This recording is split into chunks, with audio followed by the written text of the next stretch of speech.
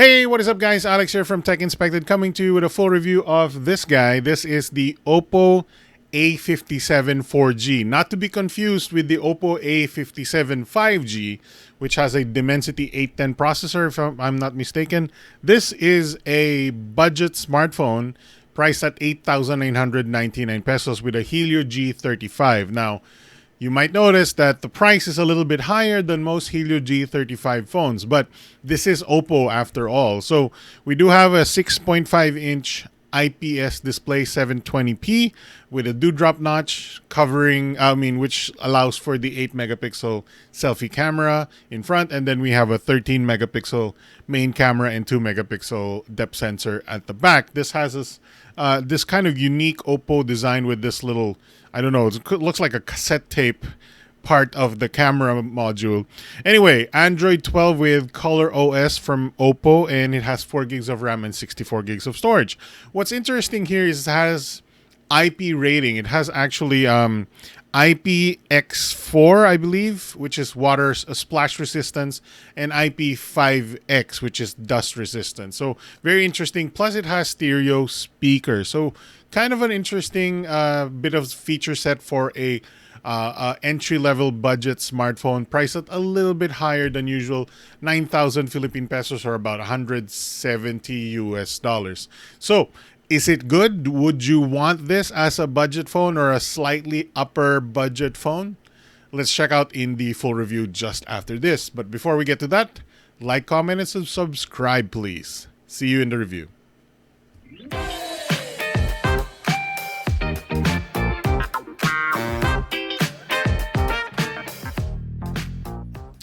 Alright guys, so here is what comes inside the box of the Oppo A57 4G. As you can see, we have a safety guide paperwork, lots of pages there, a couple of pages.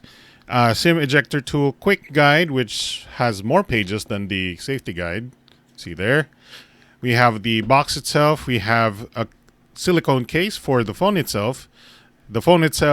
We have a dedicated charger. This is Super VOOC 33 watt capable, so you should definitely use this charger for fast charging. 33 watts is way fast. Pretty good for a budget smartphone. And then we have a Type A to Type C USB cable in white that also supports the Super VOOC charging 33 watts. So you want to keep these around so you can charge your Oppo A57 4G very fast. Alright, so this is the Oppo A57 4G. As you can see right there, this is a nice 6.56-inch 1612 by 720 IPS display with a dewdrop notch. As you can see, this phone is a nice looking phone when the screen is on. You know why? Because the display is actually, according to Oppo, it has 100% DCI-P3 color gamut. So even though it is just 720p, at 4K, the camera we are recording with is 4K. It still looks pretty nice at IPS and 100% DCI-P3. Those actually make a difference, actually. So we do have a 6.56-inch display here. We have the dewdrop notch with the 8 megapixel front-facing camera. And then we have this color of the phone, which is, I believe, called glowing green. I made a mistake of calling it blue, but Oppo calls it green. And you see there's an Oppo logo there. There's a bit of a glittery back, which sometimes goes into a little bit more subdued color, depending on the angle, as you can see right there. So it's a very nice looking phone.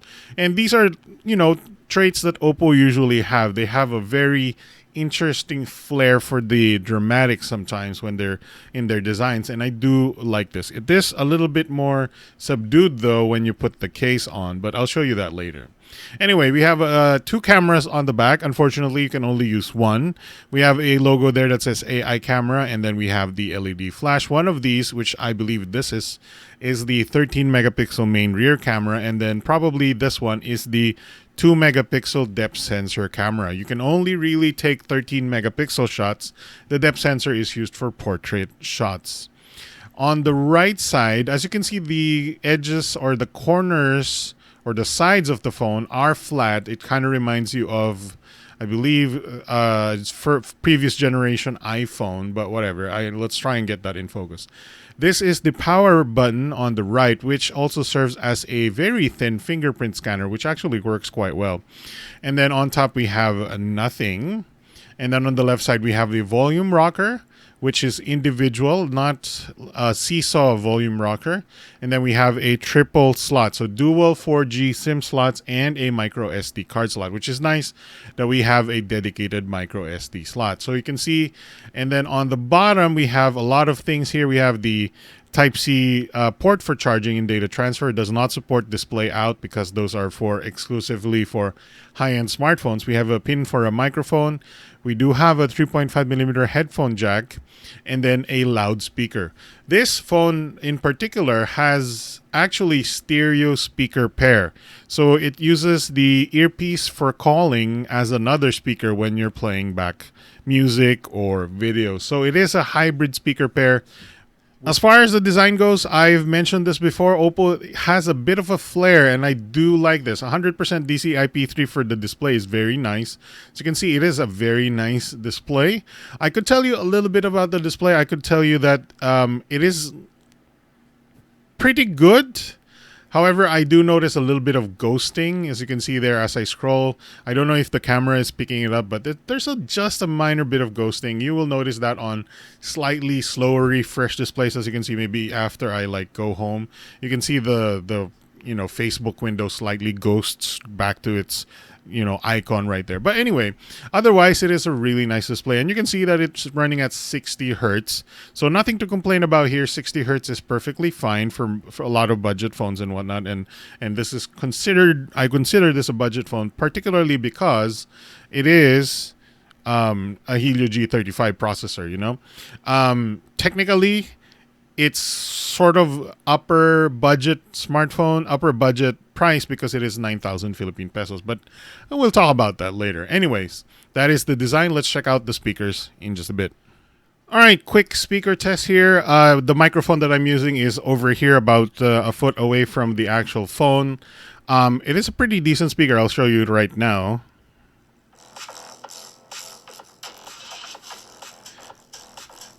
You'll notice that there is an ultra volume mode that Oppo has included as well. And you can sort of hear or close up one of the speakers here. So this is the most basic part of the speaker, but the stereo hybrid pair also does a bit of volume there to make a better open sound, or make a better full sound for the listener, which is nice because this is a budget phone. You get a nice hybrid speaker system with stereo sound.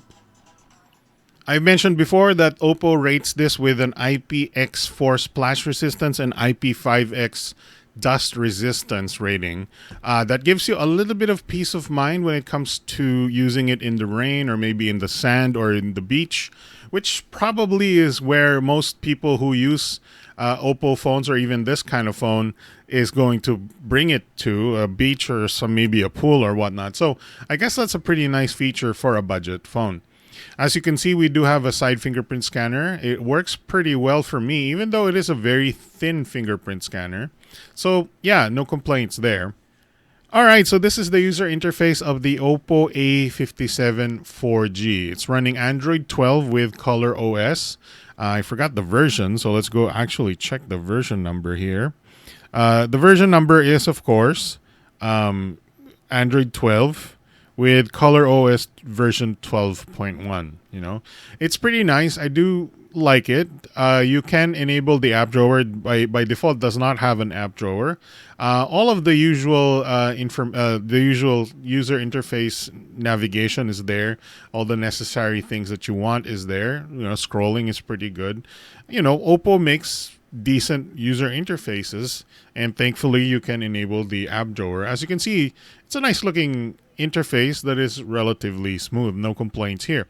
The phone features face unlocking, so I'll try that right now. I'll try it again. Very good, very serviceable, and fast enough for most people. Well, now let's talk about the sort of big elephant in the room here, because The Oppo Color OS has a lot of bloatware. It has a lot of bloatware. This is a bit of a sickness to some of these budget smartphones here. They come with a lot of bloat. So some of these are optional. As you can see, review additional apps. You can actually disable these. But as you can see, it also comes with its own application marketplace called App Market that is not uninstallable, and it sort of shoves a lot of things in your face. Even Samsung does have its own app, Galaxy Store or whatever. However, Samsung does not like shove it down your throat when it comes to using the third-party installers. And as you can see, on first boot we have a few of the apps here. Theme Store is pretty normal. Tools and Google are pretty normal. But when you get to the second page here, we have Game Center featured. We have Hey Fun, Facebook Messenger, Lazada, TikTok, Shopee, Twitter, Snack Video, LinkedIn, and Hot Apps and Hot Games are actually from App Market as well. So you can turn that off. These are some of the tools. Those are Google stuff, and then featured music party video. So there's a lot of apps here, and as you can see, Hot Apps, Hot Games, and then you get ads from App Market, ads from the Theme Store. It's just a kind of a jumbled crap of bloatware that I know you can really get past eventually. And as you can see, it's generally not bothering me. Aside from the Theme Store, sometimes drops some ads on my notifications. But as you can see, I still have App Market on, but I've disabled all the notifications from it, so it is manageable. However, it still kind of makes me frown when I see all the bloatware when you first boot the device. All right, let's talk more about the user interface features. We have a Widevine L3 security level, which is unfortunately not good because it only gives you SD resolution on Netflix and other types of products like Prime Video and whatnot. Unfortunately, only standard resolution. It might not be so much of an issue with budget phones like these, but you would still prefer a Widevine L1 for HD Netflix.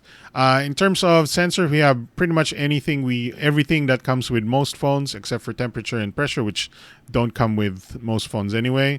We have 7-point touchscreen, which is more than enough for a lot of users. Average. Our Antutu score is 126,000. Sometimes I get 132,000, so that's pretty fine.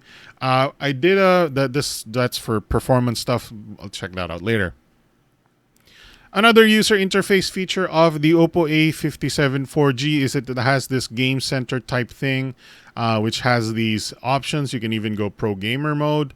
And then it has this overlay, which gives you a graph or information of your frame rate, your GPU and CPU. No temperature information, but that is a useful user interface feature. So there it is. All right, so the user interface is solid, as you can see right here.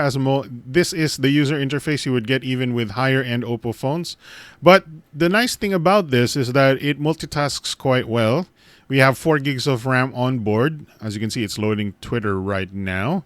And then it loads quite well. I mean, the main thing here is that it does not seem to lose responsiveness. That is the most important thing when it comes to user interface, is that even though it's loading, so that is based on storage speed, processor speed, and whatnot, but as long as the user interface feels like it is responding to your touch, then that is an acceptable, multitasking capability for the user interface. And as you can see, it doesn't really stutter when I'm multitasking or anything. So that is quite acceptable. Now let's try some scrolling. It is loading some data here. That's why it's stuttering a little bit. But I think overall, this is a perfectly good, performance for multitasking. One of my personal tests on phones, if the user interface is good enough, is when I type really quickly.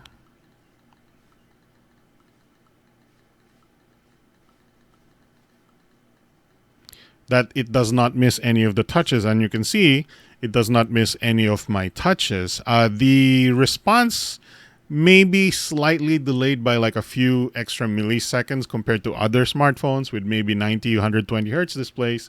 But as you can see, you can speed type on this and have no issues. All right, so now we're moving on to gaming tests on the Oppo A57 4G. And I hope you weren't expecting or trying to hope that the phone with the Helio G35 processor can handle mini games, because it's not gonna work. It's not gonna be designed for gaming here. For example, Genshin Impact is not considered playable. First of all, loading takes like several minutes at the loading at when you're logging in, when you're loading assets and stuff like that. It takes several minutes just to get into a game. But anyway, in combat, with all the lowest settings enabled on Genshin Impact, you get an average of like 16 FPS when fighting mobs. So not exactly playable. It will run, but definitely not suggested to play Genshin Impact in this phone. By the way, we tested this phone with 6 games so far. It is in our extras channel, so if you want to see that, it is in a playlist. You can see our games tested on the Oppo A57 4G. Now, talking about League of Legends Wild Rift. Well, first of all, we need it to be in the lowest settings possible to get the most frame rate, and we can get up to the maximum. We can cap it as 60 FPS, but it never hits 60 FPS. It's average around 42 frames per second. Keep in mind, this is the lowest settings of League of Legends Wild Rift. It can get as low as like 24 FPS in busy fights, and keep in mind, I haven't even hit like the busiest fight ever. But generally, it stays around 40-ish FPS, which is, I would call it playable, but not optimal. I would rather have it like 50 plus FPS all the time. Anyway, this is a simple, easy one. Subway Surfers. Subway Surfers caps at 50 FPS. I don't know why it doesn't go to 60, but 50 is fine as long as it's playable. And it does stay more or less at 50 with some random frame drops. I think, when it's loading assets, sometimes you do get a stutter here and there. Let's move on to Call of Duty Mobile. This was playable, but not the best way playable. I set it to low graphics with high frame rate. That means it maxes out at 60 FPS. And by average, I got about, 52 FPS, which is very acceptable. I would rather have it like 59, but whatever. But in certain gunfights, that's when the frame rate dips to like 30 FPS lowest. So it might get you at the bad part, because when you're fighting, enemies, when you're shooting enemies in Call of Duty Mobile, that's when the frame rate drops, and that's when your aim might just move past their head at a certain part, and that is when you will lose. But otherwise, if you're not that picky, Call of Duty Mobile is playable on the Oppo A57 4G. Moving on to PUBG Mobile. PUBG Mobile, same with Call of Duty Mobile, in my opinion. There is a bit more stutter when it comes to, when you find some people to shoot. But on the average, you can only do up to maximum of 24 FPS. I think this is, called medium FPS frame rate. And it dips to like 18 FPS in some gunfights, and sometimes it stutters below that. But on average, the lowest is 18 FPS to 24 FPS. If that's playable by your standards, then it's all right. There are some frustrating stutters, especially when enemies show up and shoot you. It's not the best, but it's playable. If you give it to like a 10-year-old, 8-year-old kid, then they won't complain, okay? Now let's talk about Mobile Legends Bang Bang. A lot of people are interested in Mobile Legends, so here it is. It doesn't hit the frame rate cap of 60 FPS. It stays at like 45. It plays at around, so if you're in a busy scenario, it gets like 30-ish FPS, sometimes lower, but generally 30 FPS when in busy scenarios, and then 45 FPS, average, just idle near the turret, not doing anything. So those are the gaming capabilities of the Oppo A57 4G. Not promising much. None of these gaming tests, except for Subway Surfers, I would consider a happy number or a happy gaming capability. These are all like lacking in some way of a need of a performance boost here, and that is because of the Helio G35. The Helio G35 is just super entry level. It's just barely there that gets it past Facebook and Instagram and TikTok. But when it really gets to gaming, unfortunately, it's just too weak for today's games. If you're playing simple stuff like Subway Surfers, it's perfectly fine.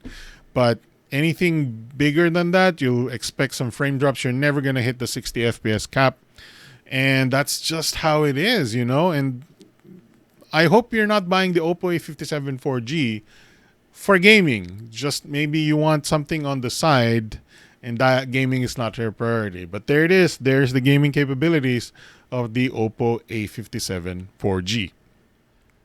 All right, so let's talk about the camera capabilities of the Oppo A57 4G. Now, it does have the 13 megapixel main sensor with a 2 megapixel depth at the back with an LED flash, and then in front we have an 8 megapixel selfie camera.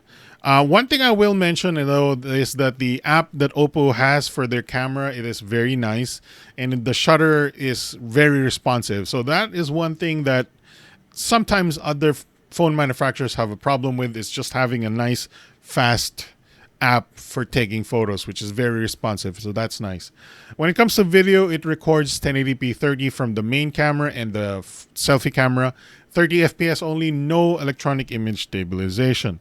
So overall, the selection of cameras here is a bit lacking, especially since we're paying 9,000 Philippine pesos here.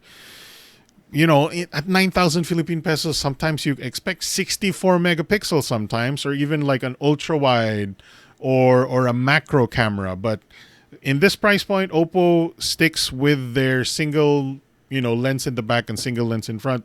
I consider the depth sensor not even a sensor we can actually use. Anyway, let's talk about the image quality first. So image quality on both sensors. Let's talk about the main sensor first, the rear camera sensor. So the rear camera, well, it is just above a budget level camera. We're talking about 13 megapixels here, and not exactly the best optics and whatnot. But I gotta commend Oppo's processing here, because they really try to get the best out of this 13 megapixel sensor here. So the pictures turn out good, but only above a budget phone quality. Budget phones, you can see like they're mushy, they're grainy, they're muddy, and they're just bad color processing.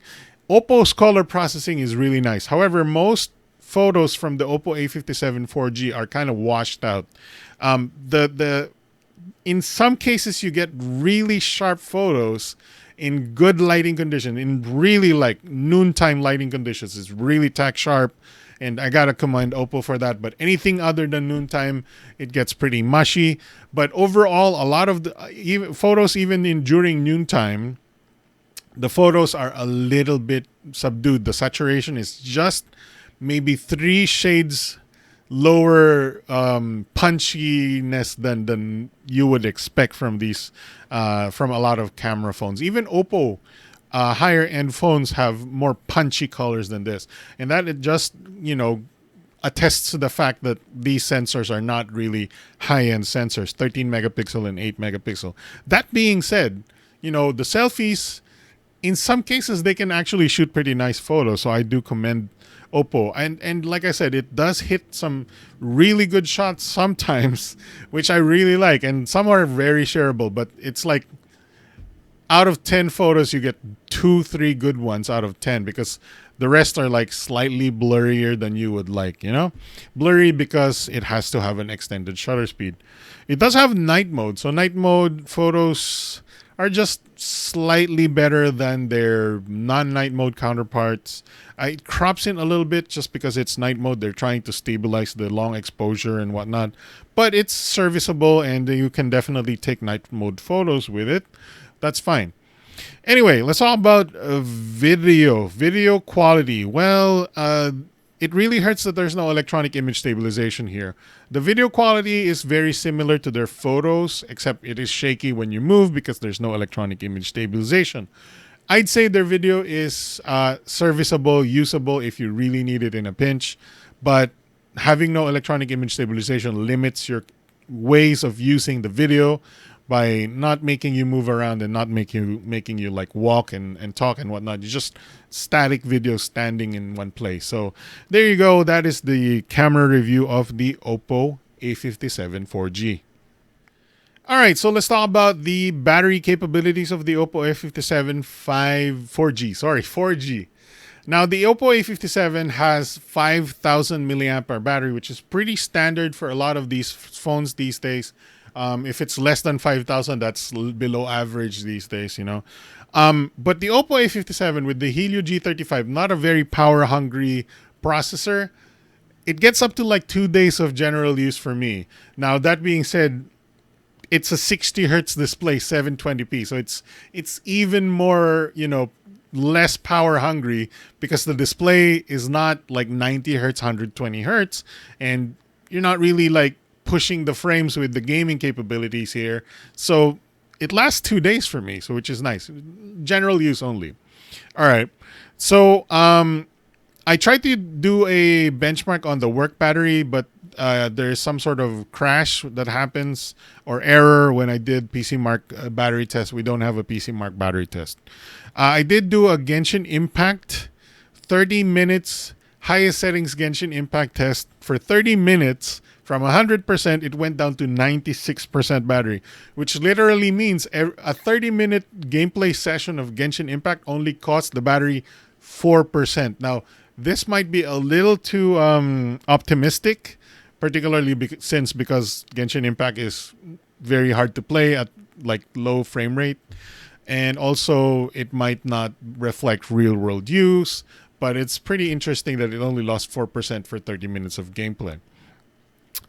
Now charging, there is a SuperVOOC charging here, 33 watts with the charger and the cable provided in the box. Now, that being said, Oppo's software forces the phone to be on when charging from 0%.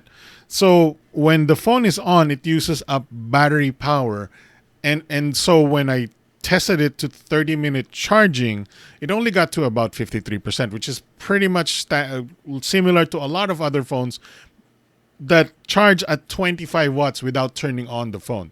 So does not give a lot of advantage there, except that you can use the phone when it's charging. There you go.